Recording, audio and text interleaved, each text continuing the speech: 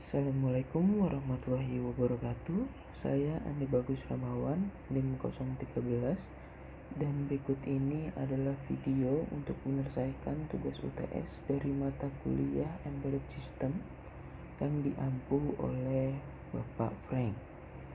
Namun sebelum kita memulai video ini, ada baiknya kita berdoa terlebih dahulu di tengah maraknya coronavirus atau virus COVID-19 ini. Semoga kita diberikan keselamatan dan kesehatan oleh Allah Subhanahu wa taala. Amin.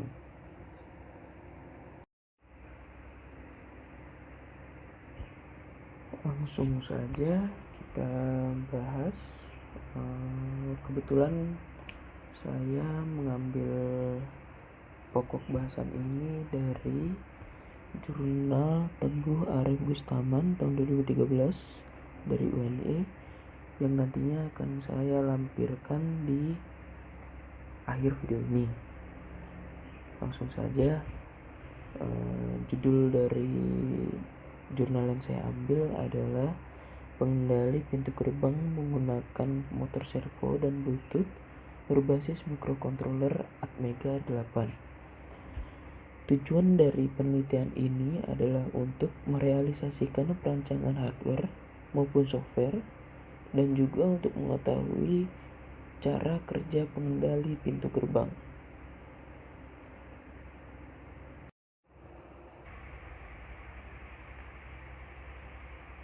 Dalam percobaan ini terdapat dua perangkat yang dibedakan, yaitu ada perangkat keras dan perangkat lunak.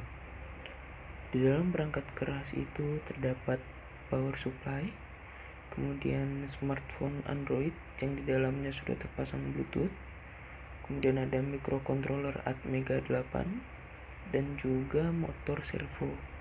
Kemudian untuk perangkat lunaknya itu terdapat aplikasi Amarino dan juga software Arduino. Kita masuk dalam perangkat keras terlebih dahulu atau hardware. Yang pertama itu ada power supply. Power supply di sini adalah sumber daya yang digunakan untuk memasok tegangan pada semua komponen yang terdapat pada alat. Power supply sendiri terdiri dari trafo, dioda, kapasitor, dan regulator 7805. Power supply pada alat ini menghasilkan tegangan sekitar 5 volt, di mana dengan tegangan tersebut perkiraan saya sudah bisa memasok semua komponen yang digunakan pada alat.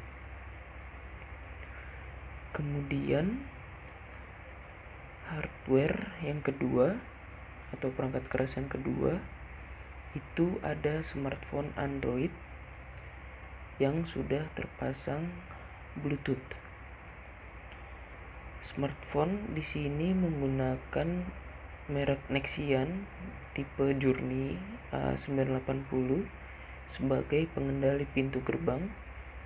Kemudian Bluetooth yang digunakan adalah Bluetooth tipe CSR BC417143 yang memiliki spesifikasi jarak transmisi ideal sekitar 5-15 meter.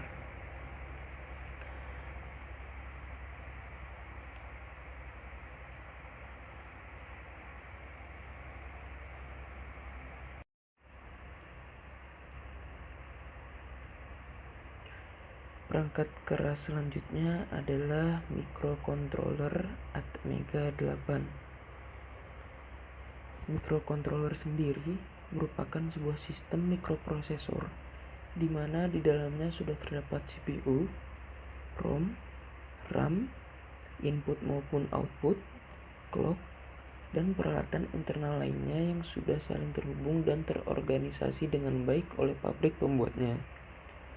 Kemudian itu semua dikemas dalam satu chip yang siap pakai, sehingga kita tinggal memprogram isi ROM sesuai aturan pengguna oleh pabrik yang membuatnya. Kemudian kita masuk ke seri Atmega 8. Microcontroller Atmega 8 merupakan microcontroller keluarga AVR 8 bit,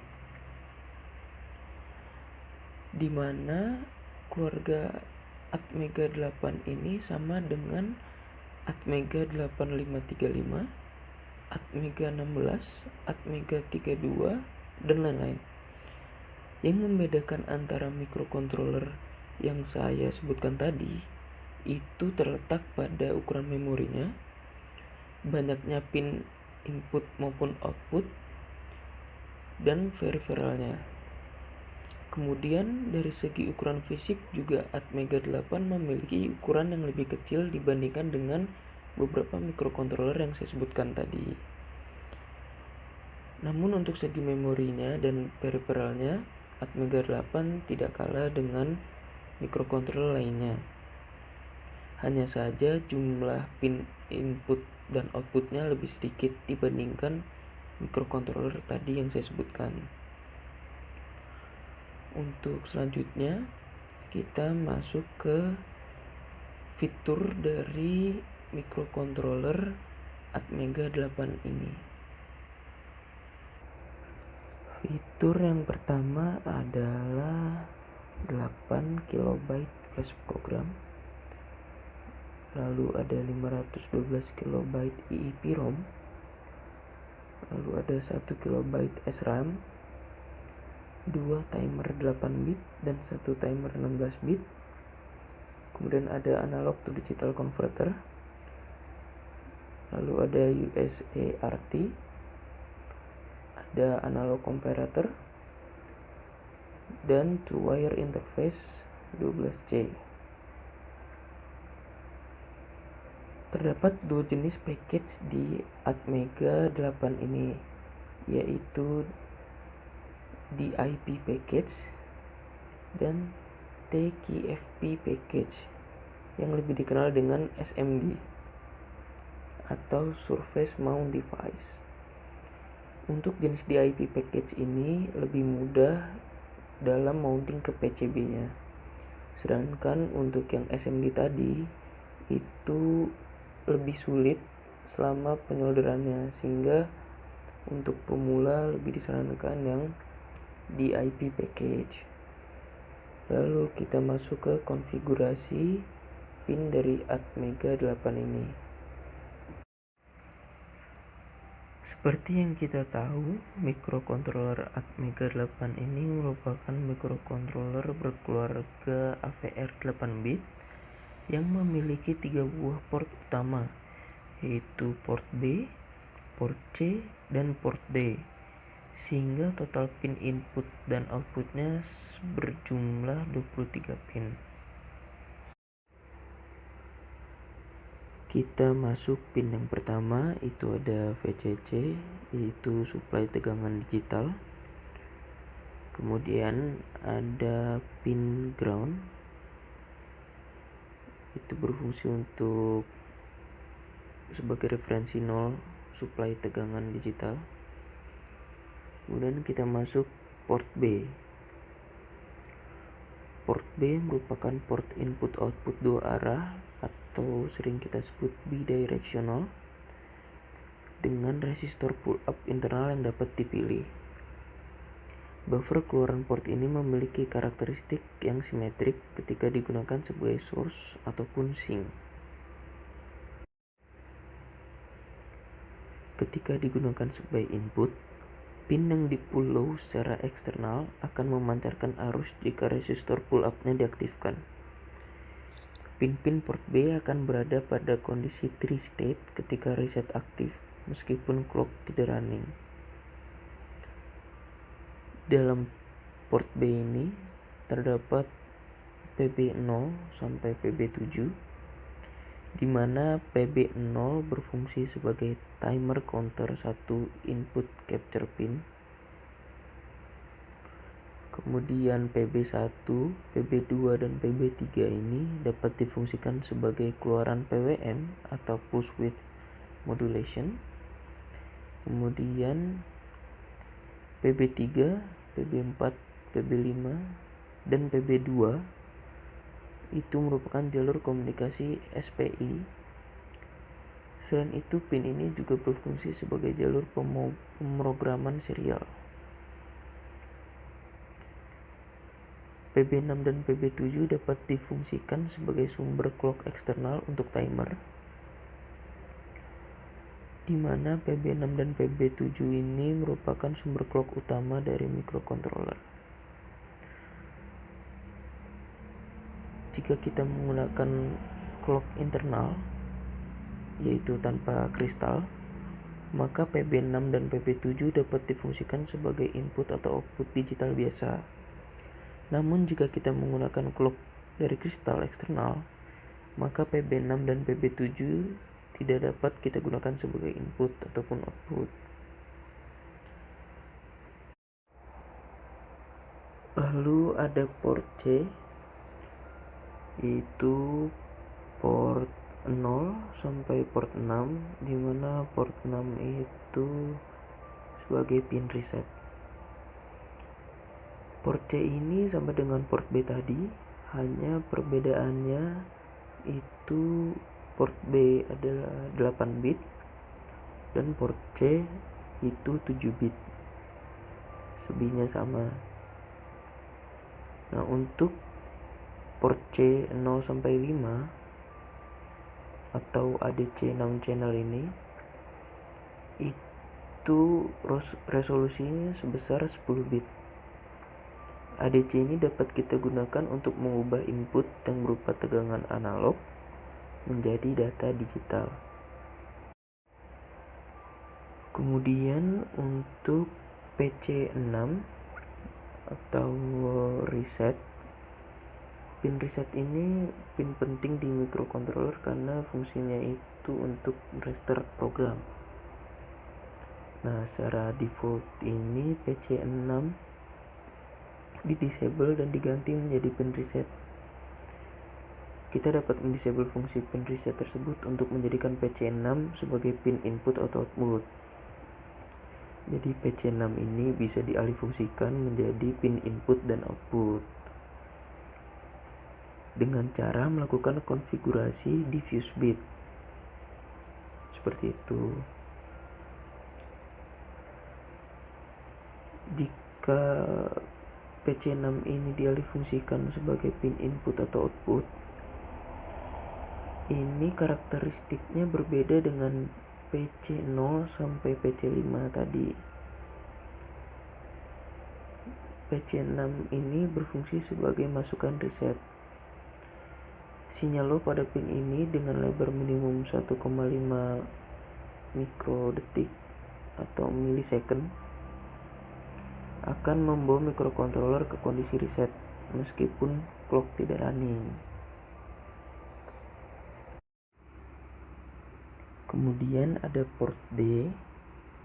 Port D ini sama dengan port B, itu port input output dua arah dengan jumlah 8 bit, dan port D ini terdiri dari port D0 sampai port D7, dimana untuk port D0 dan 1 itu merupakan jalur data komunikasi serial dengan level sinyal TTL. Nah, PD1 ini berfungsi untuk mengirimkan data serial, sedangkan PD0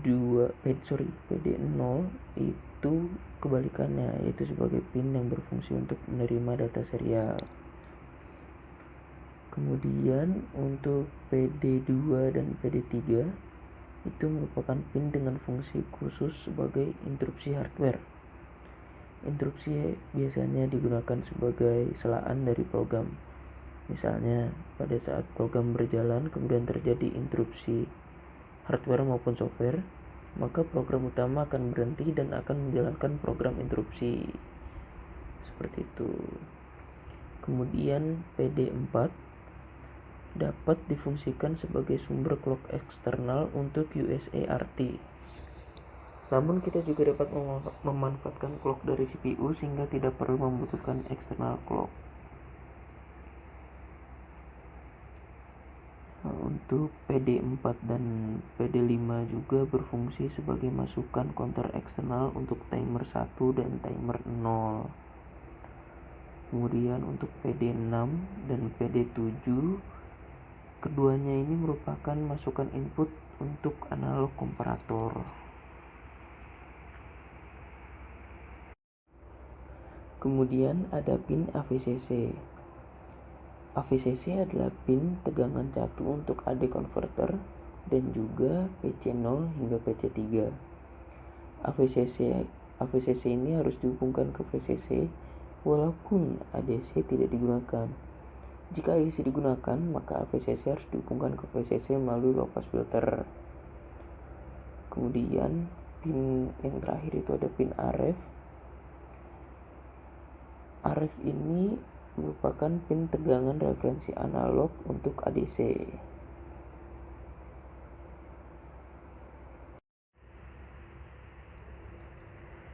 Perangkat keras atau hardware selanjutnya adalah motor servo. Motor servo sendiri merupakan motor listrik dengan sistem closed loop yang digunakan untuk mengendalikan kecepatan, akselerasi, dan posisi akhir dari sebuah motor listrik dengan kekuatan yang tinggi. Teman-teman bisa lihat di gambar komponen utama dari motor servo. Itu ada motor, ada gearbox, ada potentiometer, kemudian ada control circuit. Potentiometer atau encoder ini berfungsi sebagai sensor yang memberikan sinyal umpan balik ke sistem kontrol. Apakah posisi targetnya sudah benar atau belum?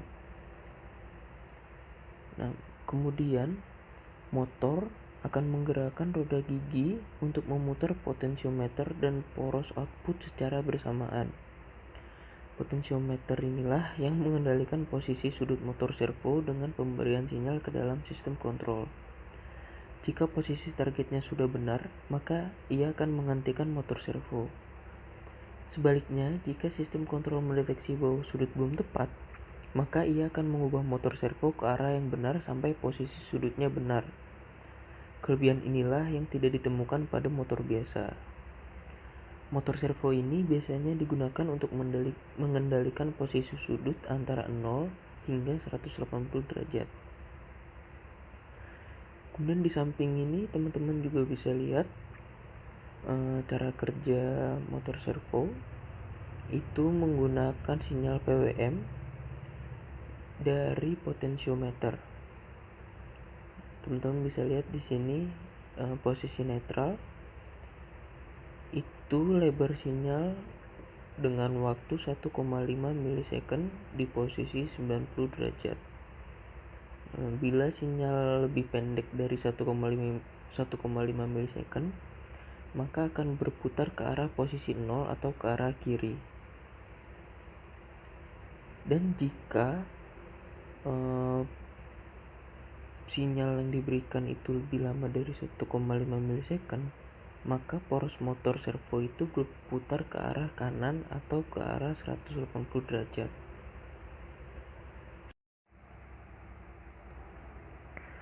Setelah kita membahas perangkat keras atau hardware, kita masuk ke perangkat lunak atau software. Dalam percobaan kali ini, perangkat lunak yang digunakan adalah aplikasi Amarino versi 2.0, di mana aplikasi Amarino ini adalah program aplikasi yang digunakan pada smartphone sebagai command pembuat perintah atau input yang terinstal pada smartphone. Kemudian software selanjutnya adalah software Arduino. Software Arduino ini adalah multi-platform open source software di mana Arduino dapat dijalankan pada Linux, Windows, ataupun juga Mac, dan pada percobaan ini dijalankan menggunakan Windows.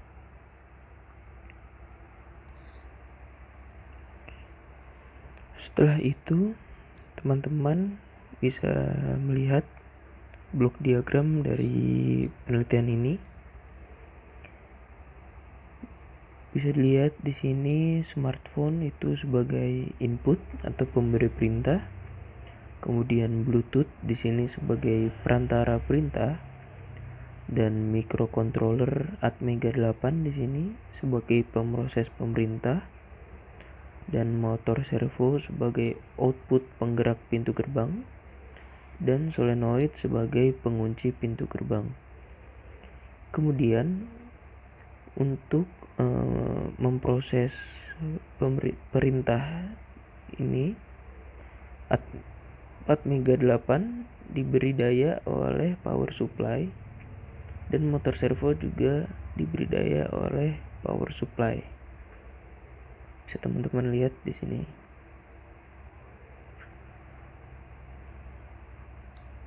Setelah itu kita masuk ke coding program.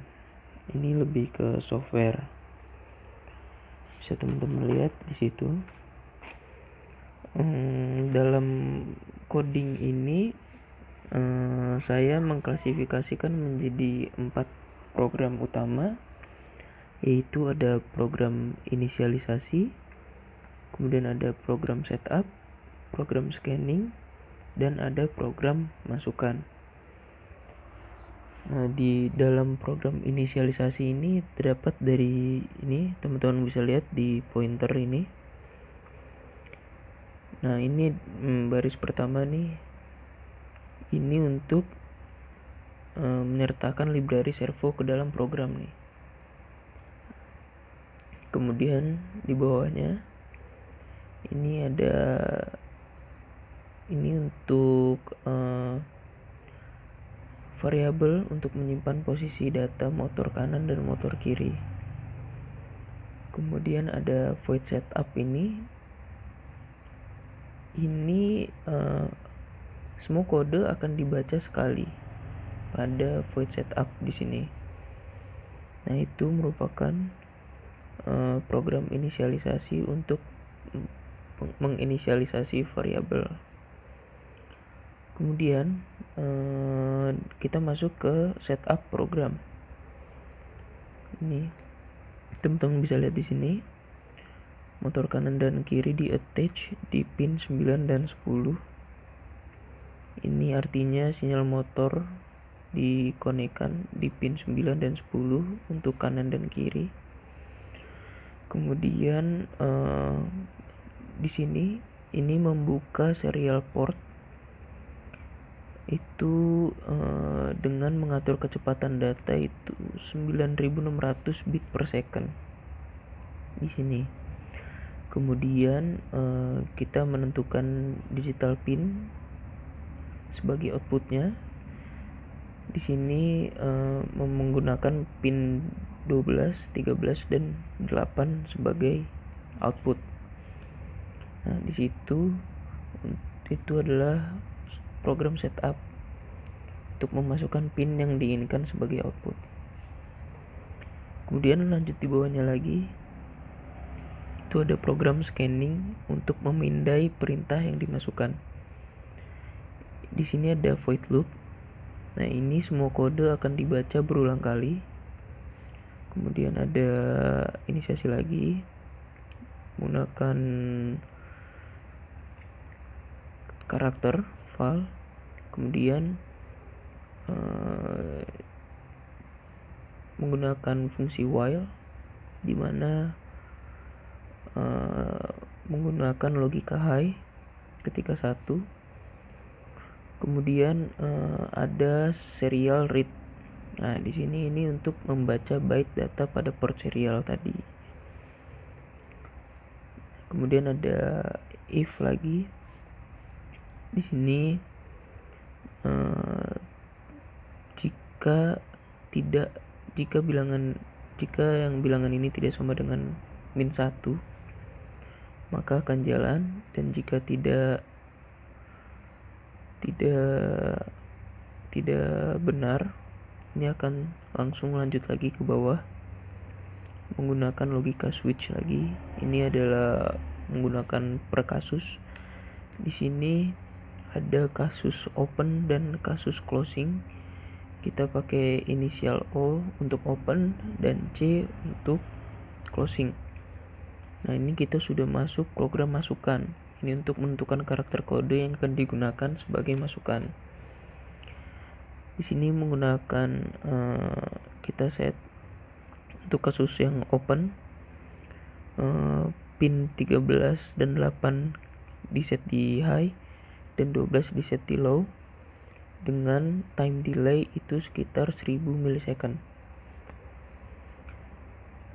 Nah, di sini motor kanannya itu berada di posisi 0 derajat dan motor kiri berada di posisi 180 derajat. Kemudian untuk case closing, di mana pin 13 dan pin 8 yang sekarang berlogika low dan untuk pin 12 berlogika high, dimana motor kanannya ini jadi di posisi 125 derajat dan motor kiri di posisi 70 derajat dengan time delay 1000 milisecond.